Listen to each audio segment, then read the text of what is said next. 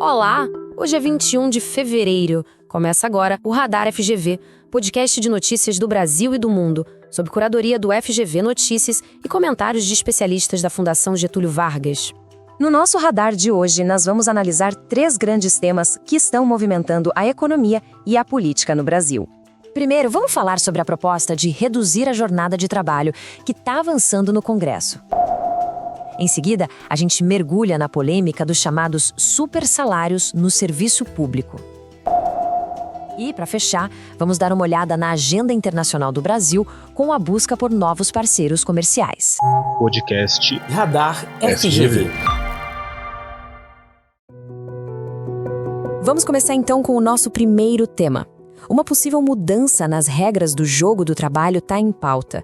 A ideia de reduzir a jornada semanal tem ganhado força. E isso, claro, já está gerando reações em setores muito importantes da nossa economia, como o comércio e os serviços.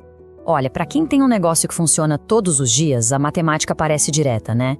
Para manter o mesmo nível de atendimento com funcionários trabalhando menos horas, existem basicamente 2 caminhos. Ou se contrata mais gente, o que pode aumentar os custos e eventualmente chegar no preço que o consumidor paga, ou se investe mais em automação.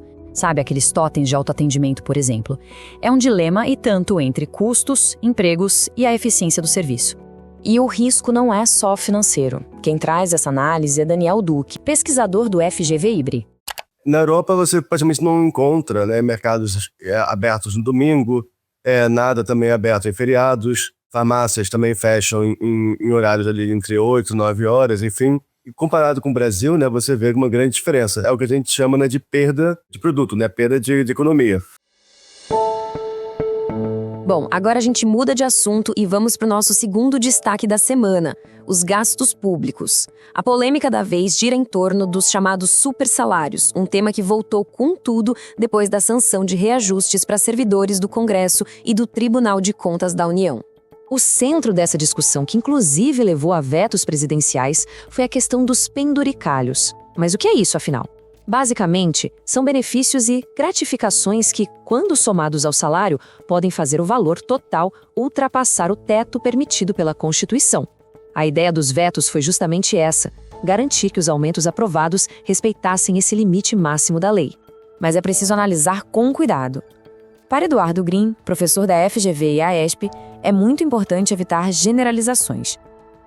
Nós estamos falando daquela categoria de servidores públicos, os chamados supersalários, que ela contempla 1% do funcionalismo público federal. A grande massa dos servidores públicos federais não tem esta enorme vantagem salarial. Então, isso para não generalizarmos do 1% para os restantes 99%, que é, em geral, o que a opinião pública compra. Servidores públicos, na sua imensa maioria, são profissionais dedicados ao seu trabalho e que ganham salários condizentes com as suas funções. O Lula fez o que tinha que fazer, e acho que, nesse sentido, ele reduz resistências de parte do Flávio Dino. O STF, nesse momento, está acuado socialmente pelos escândalos do Banco Master, e acho que seria muito difícil a sociedade engolir uma decisão que não fosse essa favorável do ministro Flávio Dino. Inclusive, o ministro Flávio Dino, sabedor dessa janela de oportunidade, buscou, inclusive, colocar esse tema em debate para compensar, inclusive, o desgaste do STF. E no nosso último bloco de hoje, a gente olha para fora das fronteiras. O foco agora é a agenda externa do Brasil, com a busca por novas parcerias e novos mercados. A recente viagem presidencial à Índia e à Coreia do Sul se encaixa justamente nessa estratégia de ampliar o comércio e, claro, atrair investimentos para o país. Falando especificamente da Índia, a gente está falando de uma das economias que mais crescem no mundo e que hoje é o país mais populoso do planeta. Ou seja, o potencial de expansão comercial para o Brasil é enorme. Apesar disso, o nosso fluxo de comércio com a Índia ainda é considerado baixo, se a gente comparar com outros parceiros importantes, como a China e a União Europeia. Então tem muito espaço para crescer. E onde estão essas oportunidades de crescimento, principalmente no agronegócio? Existe uma chance bem relevante de o Brasil ampliar as exportações de produtos como algodão, óleo de soja e proteínas, além de minerais estratégicos. Mas como explica o professor da FGV, Daniel Vargas, não é só sobre vender mais. A importância é fundamental. E aqui é importante a gente pensar em 2 níveis essa resposta. De um lado, nós não estamos falando apenas de um país importante e relevante no mundo. Nós estamos falando da nova China. A Índia tem a maior população do planeta, 1,4 bilhão de pessoas. Um crescimento chinês nos últimos 5 anos entre 7% e 9%. Tem uma tendência de aumentar em muito a sua demanda interna de alimento, com a população em uma classe média que cresce, melhora de vida, quer comer melhor, ao mesmo tempo que tende a se tornar uma espécie de centro estratégico do planeta no futuro. Agora, quando nós olhamos a participação do Brasil nos negócios com a Índia, a nossa relação ela é, digamos assim, simbólica. O ano passado, fluxo comercial entre Índia e Brasil não chegou à casa de 15 bilhões de dólares. Para você ter um contraste, com a China, foram 171 bilhões de fluxo comercial. A Índia comercializa com a Europa 120 bilhões de dólares ao ano, com o Brasil, 15 bilhões. Significa que existe aqui, e esse é o segundo ponto da minha análise, uma oportunidade imensa de crescimento no comércio com a Índia. A começar pelo agronegócio. Nós já temos uma relação, digamos assim, de reconhecimento recíproco. Boa parte da nossa matriz do agro, às vezes as pessoas não sabem, tem origem lá na Índia.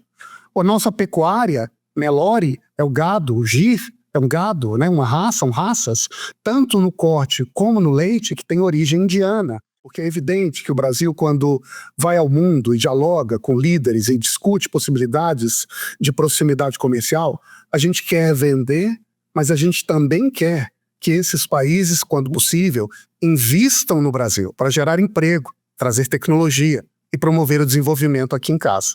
Com a Índia não é diferente. E um dos temas dessa agenda do presidente Lula, com lideranças indianas, é a indústria de tecnologia avançada, em particular a exploração dos chamados materiais críticos, que estão na base da indústria energética, de baterias, de computação avançada, assim como de armamentos militares. E esses foram os principais temas do nosso radar desta semana. Como a gente pôde ver, são debates complexos e importantes, tanto na esfera doméstica quanto na internacional. São, sem dúvida, discussões que mostram os desafios do país. De um lado, as questões internas, sobre trabalho e gastos públicos que afetam diretamente o dia a dia.